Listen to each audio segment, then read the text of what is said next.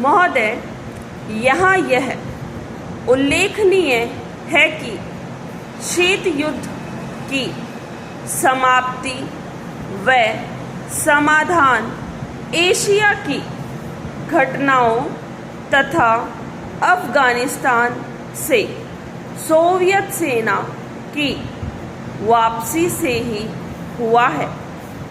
अफ़गानिस्तान में लंबे अरसे तक चला युद्ध सोवियत संघ के अस्तित्व के लिए कष्टदायी और मुश्किल हो गया। इस भयावह युद्ध से सोवियत सेनाओं की वापसी से अनेक घटनाओं ने जन्म लिया, जिनकी परिणति शीत युद्ध की समाप्ति से हुई तथा जिसमें जर्मनी का एकीकरण तथा सोवियत संघ का विघटन शामिल है। संक्षेप में शीत युद्ध का और इस तनाव का एशिया की एकता पर दूरगामी प्रभाव पड़ा। एशिया के सभी देश यह चाहते थे कि क्षेत्र में शांति बनी रहे। चीन और सोवियत संघ का सीमा विवाद, चीन और वियतनाम का झगड़ा और भारत व चीन का सीमा विवाद उस समय की परिस्थितियों को स्पष्ट करता है।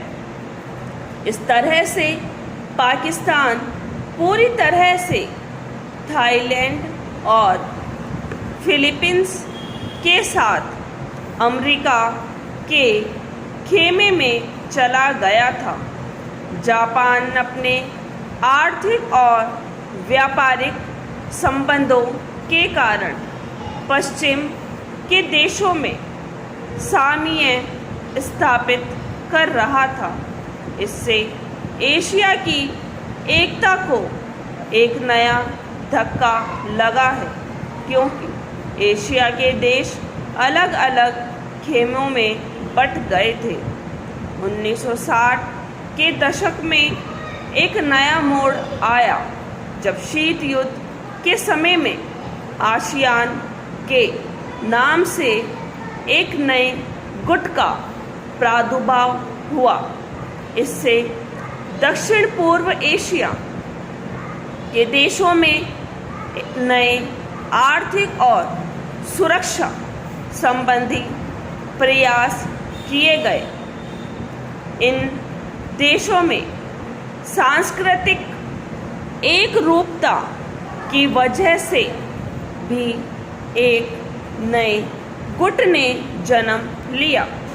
लेकिन ये कहना ठीक है कि इन दक्षिण पूर्वी एशियाई देशों से समूचे एशिया की पहचान या एकता बनाने में सहायता मिली है या उससे धक्का लगा है, क्योंकि इन देशों ने अपनी नीति बहुत स्पष्ट नहीं की और केवल अपने ही गुट के अंदर भूमिपुत्र नीति को जन्म दिया।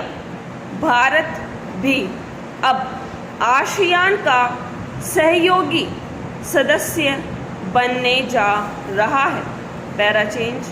भारत की पहल से दक्षिण एशिया सहयोग संगठन सार्क की स्थापना सन 1985 में की गई, जिसके फलस्वरूप पड़ोसी देशों के आपसी सहयोग के लिए नया वातावरण तैयार हुआ। यह प्रयास शनि उपयोगी रूप लेता जा रहा है, जो एशिया की पहचान बनाने की ओर महत्वपूर्ण कदम है। व्यापार, निवेश, तकनीकी ज्ञान, संचार माध्यमों में बढ़ोतरी ने विश्व गांव के विचार को भी पैदा किया। बढ़ते हुए व्यापार, निवेश, संचार एवं विज्ञान की आधुनिक तकनीकों ने पूरी दुनिया में एक दूसरे पर निर्भर रहने के नए विचारों को जन्म दिया। अंग्रेजी भाषा, हॉलीवुड, कंप्यूटर्स और उपभोक्ता संस्कृति ने पूरे विश्व को प्रभावित किया, जिससे देशों में फासले कम हुए, संस्कृति और सभ्यता भी प्रभावित हुई। हो सकता है कि इसके अच्छे परिणाम न हो, ऐसी भी आशंका की जाती है। उदाहरणतः जापान दूसरे महायुद्ध तक अपनी संस्कृति और सभ्यता व संयुक्त परिवार जैसी आधारभूत सामाजिक मान्यताओं को केवल अपनाए हुए नहीं था, बल्कि उससे चिपटा हुआ था। लेकिन जापान जैसे सभ्यता वाले देश भी यूरोप के प्रभाव से बच नहीं